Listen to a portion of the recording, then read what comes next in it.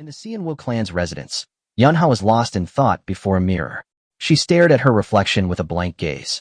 A sense of envy slowly enveloped her heart as she compared herself to the beauty of Seal, the girl from the Jaegao clan who now seemed increasingly prominent in everyone's eyes. Amidst her frustration, the servants' whispers outside the room were clearly audible. They were gossiping about the incident where Jean struck Gi. Manhwa's annoyance peaked. She expressed her displeasure in front of the servants, wondering how Jean could be so bold as to act insolently toward his own sibling. Meanwhile, on the other side of the residence, Seal was speaking with Yun. In a casual tone, Seal explained the information Yun had previously requested. She confessed her confusion, not understanding why Yun was so interested in finding out about Jean. According to Seal, Jean was just an odd, overweight man. It was hard to believe that someone like him could be part of a prominent martial arts family like the Seonwoo clan. Seal offered a small smile, teasing Yun, likening Jean to a teddy bear, soft, but somehow attracting attention. However, Yun remained silent. His gaze was flat, cold, and utterly expressionless as he listened to Seal's chatter.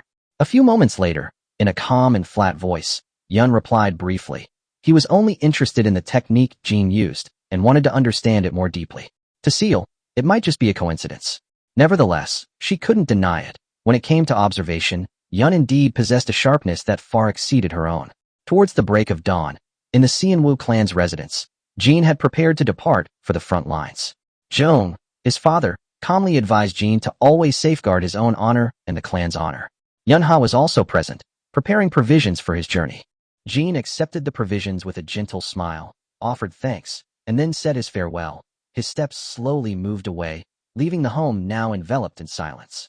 Not long after leaving the city, Jean suddenly dismounted his horse. The leader of the convoy, Zhang Kongsung, stared intently at him. A sense of worry clouded his mind. He suspected Jean had changed his mind and was attempting to flee. However, Jean calmly explained that he merely intended to run toward Yunnan, stating his desire to lose weight as the reason. Zhang immediately rejected the idea outright. He reminded Jean about the official contract binding them. Arriving late at their destination would result in a huge fine that must be paid. Nevertheless, Jean remained firm in his stance. With a flat yet resolute expression, he then offered his own horse as compensation, so that he could continue the journey on his own terms. Lowering his gaze, Zhang carefully examined the condition of Jin's horse. The horse possessed a sturdy physique and shimmering fur, clearly indicating it was well cared for and highly valuable.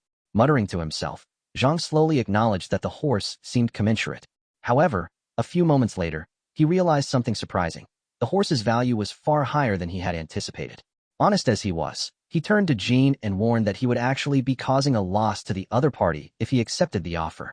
Hearing this honesty, Jean smiled faintly. He immediately apologized for all the suspicion that had recently crossed his mind. As a gesture of appreciation, he decided to still give the horse and only requested a little assistance from Zhang in lieu of the compensation. Zhang fell silent for a moment, looking at Jean with an expression full of surprise.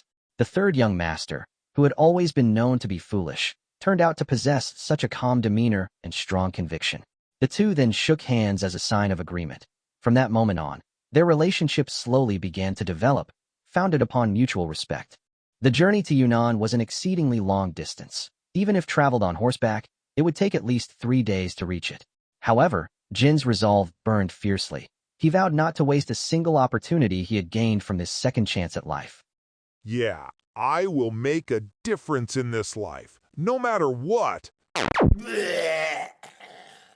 Hey, young master, you're not pretending just to run away, right? Don't talk anymore. Time for leisure is over. We continue right now. Unexpectedly, Yun suddenly approached Jean, offering him her handkerchief. This instantly caused Jean to feel deeply embarrassed, as he was displaying his disheveled and sweat-soaked condition in front of the girl. Without preamble, Yun quickly walked away after whispering a few brief words of encouragement. This unexpected interaction immediately caused Jin's accompanying group to stir up a commotion, teasing Jean cheerfully. Jean felt extremely embarrassed, but secretly, his heart was filled with pride over the attention he had received from Yun. All right, let's get to work now. Seeing Jin's pitiful condition, Zhang suggested that they stop to eat and spend the night right there. Zhang predicted that, In the future, they would frequently experience situations like this. As night fell in the middle of the forest, Jean was seen approaching Zhang's group, then awkwardly requested some of their food. Zhang, confused, immediately asked about the provisions Jin's sister had prepared. Jean reasoned that his sister's cooking was unpalatable and bland, claiming it was even inedible. Not far from the bonfire, the evidence of his claim was clearly visible. The provision rice lay scattered on the ground, and a wild animal lay motionless after consuming that very rice. The current Jean now knew that Yunhan was merely pretending. In his past life, he had never suspected this betrayal, because, to Jean, Yunhan was the only family member he had.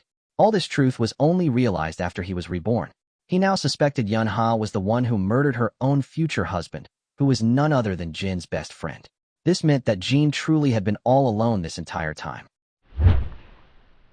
May I borrow your sword? During the journey, Jean trained relentlessly.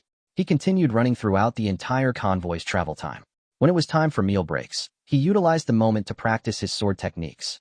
Even when everyone else was asleep, Jean trained his heart method. The place he was heading toward was the Great Blood Demon Cult battlefield in the Yunnan region. He knew he had to fight hard starting right now. Zhang, who had been secretly monitoring Jean, was confused. Jin's spirit never faded, yet Zhang had initially thought Jean would only be enthusiastic at the start. Jean smiled, saying that he was afraid of death, and thus he had to do his very best. Mid-conversation, an arrow suddenly shot out rapidly, aiming for Jean. However, Jean swiftly evaded it, causing Zhang's entire group to immediately stand on full alert. Sarcastic and mocking laughter began to ring out loudly from behind the dense bushes. Soon after, a group of bandits emerged, blocking the path of Jean and his convoy. The bandit leader issued a stern threat, demanding that they immediately surrender all valuables, or face the consequence of death. Zhang quickly turned, and without hesitation, suggested that Jean immediately mount his horse and flee if the fight truly began. He then attempted to buy some time to give Jean a chance. The bandits started moving closer, revealing their impatience to quickly rob everything in sight. Unexpectedly, Jean instead stepped forward and retaliated with a threat against the bandits. He firmly stated that the bandits had acted insolently by blocking the third young master of the Seonwoo clan. The bandit leader fell silent and began to think hard, but he did not believe it easily. He then demanded proof from Jean. Jean immediately displayed his clan's insignia, preparing to throw it towards the bandit leader.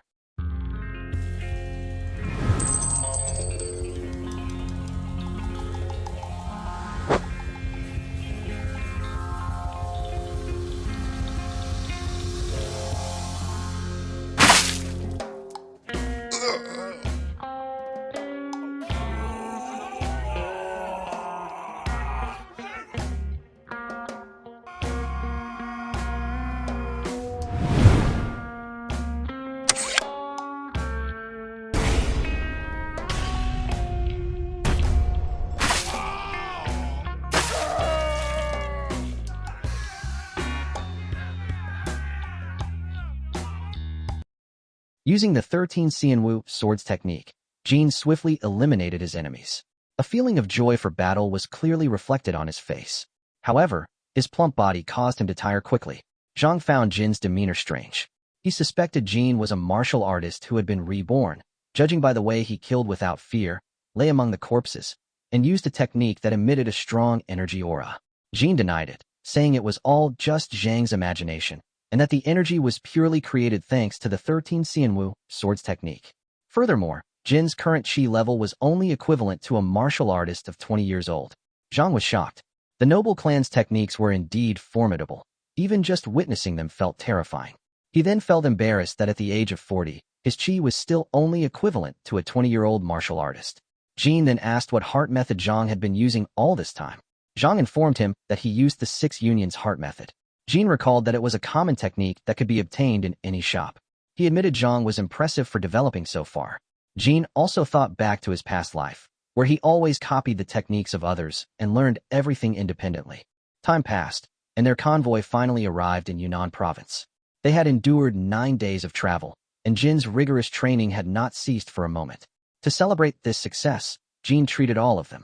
Inside the inn, Jean was curious about what his companions would do after this assignment. One of his companions said he would retire, enjoying a peaceful life with his family. Another companion chimed in, declaring that retirement was impossible. This debate, however, only made the atmosphere among them warmer and more relaxed. From a distance, a servant was seen greeting a woman warmly, and the woman who had just arrived was